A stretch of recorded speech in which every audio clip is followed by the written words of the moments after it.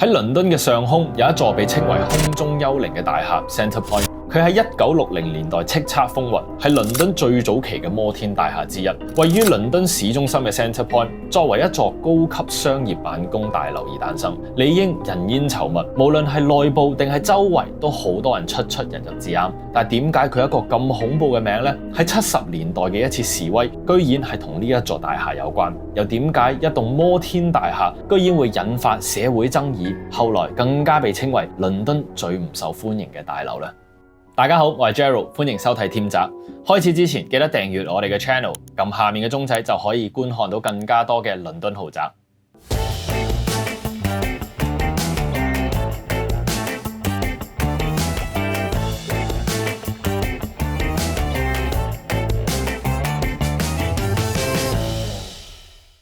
Centre Point 由瑞士裔嘅英國建築師 Richard Seifert 所設計，聯同倫敦工程公司 Pell Fishman 喺1963年用咗3年建成，高117米，總共有34層，係當其時倫敦其中一個最高嘅商業建築。佢位於倫敦市中心黃金地段啦，處於 Oxford Street 同埋 Tottenham Court Road 交界，可以望到晒倫敦最著名嘅地標，例如聖保羅大教堂、海德公園、泰晤士河同埋倫敦塔橋。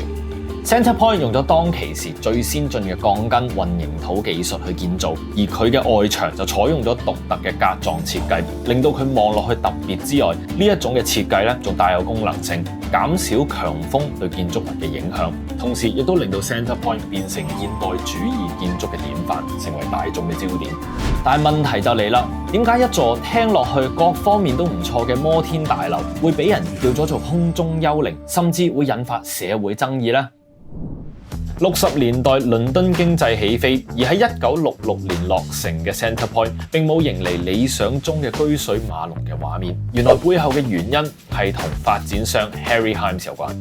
曾經被譽為發展商之父嘅 Harry Himes， 白手興家嘅佢一開始都淨係喺地產鋪打工，後尾轉行就做咗地產開發。50年代嘅佢睇準時機，利用收購倫敦黃金地段一啲受過2次大戰轟炸嘅遺址，開發咗做辦公空間。喺當其時得30幾歲嘅佢就已經成為咗百萬富翁。佢成功嘅秘訣淨係靠一種策略，就係將所有嘢簡單化。做法好簡單，就係將每一個大廈揾嚟一個租客，跟住叫佢哋自己做翻晒所有嘅維修、保險等等。由於客咧就唔多，所以 Harry Himes 公司嘅全盛時期都係得6個員工幫佢去打理成個地產王國，所以就可以用最低嘅成本不停咁開發唔同嘅項目。而 Centre Point 都係一樣，佢都係要將成棟出租俾一個租客，而唔係分開咁出租。但係呢一個舉動就喺1974年引發咗一次示威事件。Centre Point 喺落成之後一路空置咗好多年，要一次過租晒成棟大廈，唔係個個租客都咁有財力可以做到，所以好多潛在嘅租客都卻步咗，導致 Centre Point 長期都未有合適嘅承租方。有輿論認為 Harry Himes 嘅行為簡直就係地產投機，即係點呢？ Centre Point 嘅建造成本係550萬英鎊，擺咗咁多年，地價都快速上升緊。到咗1974年，塊地嘅估價已經超過咗2200萬英鎊，即係足足升咗4倍，根本就唔急住放租。英國法律當其時亦都未對空置嘅建築會收額外嘅稅款，所以 Harry Himes 就更加冇財務嘅壓力影響，可以將呢一棟大樓空置咁多年都長揸唔放。慢慢就有越嚟越多反對嘅聲音，認為 Harry Himes 咁樣做係生人霸死地，浪費緊資源。倫敦出面咁多人無家可歸，但係 Centre Point 就擺喺度咁多年都冇用過，會唔會過分咗少少呢？直至 Harry Himes 根本就係只顧住投機，冇考慮過對公眾嘅責任，完全就係資本主義之下嘅醜陋。當中最唔鋸嘅就係一班關注住屋問題、無家可歸者嘅熱心人士。呢一班人決定以 Centre Point 為中心進行佔領行動。佢哋籌備咗7個月，仲安排咗人手潛伏喺 Centre Point 嘅保安公司返工，利用呢2位無間道，再同外邊嘅示威者裡應外合，成功令到100位示威人士進入大廈。嗰陣 Centre Point 外面都俾好多人同車包圍，完全係群情洶湧。示威者就表明呢一次嘅行動係和平嘅示威，只係想要求政府徵用呢一座空置嘅建築，解決住屋問題。對於示威者嘅行動 ，Harry Hymes 就回應話容許佢哋留守喺呢一個大廈度過週末。而 Harry Hymes 就受到千夫所指，佢就不停否認佢係專登令到 Centrepoint 空置咁耐，仲話會指派律師告晒所有話佢嘅人。不過講就兇狠，後尾佢都慢慢開始讓步，將 Centrepoint 分做一層一層咁出租。但係咧 Centrepoint 係從來都未試過滿租過，依然好似一片死城咁樣，所以最後就被稱為空中幽靈。到 Harry Hymes 離開人世之前，佢都仲係堅持自己唔係有心令到大樓空置嘅。而呢一座摩天大廈又點樣會擺脫惡名呢？被列入為2級歷史保護建築嘅 Centrepoint 喺2005年被地產公司 Target Follow 以8500萬英鎊收購，進行大規模嘅整修，吸引咗好多大企業進駐，當中就包括咗美國人才經紀公司 William Morris、沙特阿美、中國石油、電子遊戲公司 EA Games 等等，終於令到呢一座死場有返啲氣息。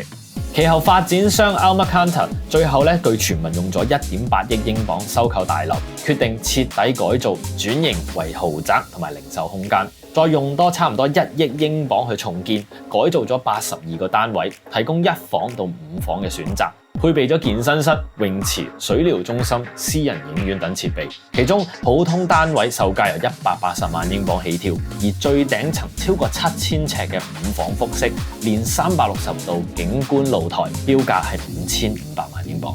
根據記錄，Centrepoint 目前只係賣出一半。Almacanta 就話啦，呢一啲係買家出價太離地，脫離現實。但係到底離地嘅係發展商啊，定係一眾買家呢？呢一度可以話係倫敦豪宅嘅黑洞。第一個問題就係城市規劃嘅失敗，令到佢成為格格不入嘅孤島。Centrepoint 好突兀咁聳立喺低密度嘅歷史街道，原本係為咗配合咗呢一區嘅交通改造計劃，但係 Council 最後都放棄咗呢一個方案，搞到佢呢一座樓就變咗做城市規劃嘅孤兒。呢度喺正地鐵站出口，加上十字路口，交通繁忙，令到呢一個地段變咗做行人地獄。樓下仲成日有 homeless 聚集，相信有錢人都唔會想住喺呢一度。而 Centrepoint 嘅單位價錢兩極化，最貴5500萬英鎊嘅頂層豪宅，對比起最平180萬英鎊嘅一房單位，住客嘅組合參差，有錢佬完全唔敢埋單。如果要買5000萬級數嘅豪宅，點解唔去 One High Park 啊 Mayfair 呢？另一方面，180萬英鎊即係過千萬港幣，對於中產都已經有一定嘅負擔。成棟樓嘅目標客群可以話係兩頭唔到岸。最後 Centrepoint 嘅空置率依然居高不下，市場反應冷淡，發展商仲埋怨買家出價離地，但係真正離地嘅係呢一個錯配市場定位嘅樓盤。結果1億英鎊嘅大翻身，換嚟半數單位嘅滯銷 ，Centrepoint 由超級豪宅夢變咗做倫敦樓市經典嘅失敗案例。其實唔止係 Centrepoint， 同類型嘅事件都發生過喺其他摩天大樓身上㗎。例如倫敦現時最高嘅建築物碎片大廈 The Shard， 入邊有10套價值3000萬至5000萬英鎊嘅豪宅，居然一套都賣唔出，就咁空置咗喺度。疫情之後經濟受挫 ，work from home 嘅盛行，好多商用大樓嘅空置率都陸續上升。發展商因為咁樣就將空置嘅建築改咗做豪宅，但係往往價錢配套都唔及預期之內。如果呢一啲摩天大樓依然堅持離地，會唔會步向同 Centrepoint 相同嘅命運呢？由空中幽靈到豪宅重生，歷史爭議翻生，樣樣齊備。呢一棟曾經備受矚目嘅摩天大廈，依然擺脫唔到命運嘅玩笑。黃金地段億萬改造，本應該成為倫敦樓市嘅王者，但係卻未能翻身。現時今日 Centrepoint 依然聳立喺倫敦嘅天際線，但係佢究竟係時代嘅象徵啊，定係真係被遺忘嘅空中幽靈呢？想知道更加多關於倫敦豪宅嘅資訊，記得訂閱我哋嘅 channel、like 同埋分享呢一條片啦！我哋下次再見。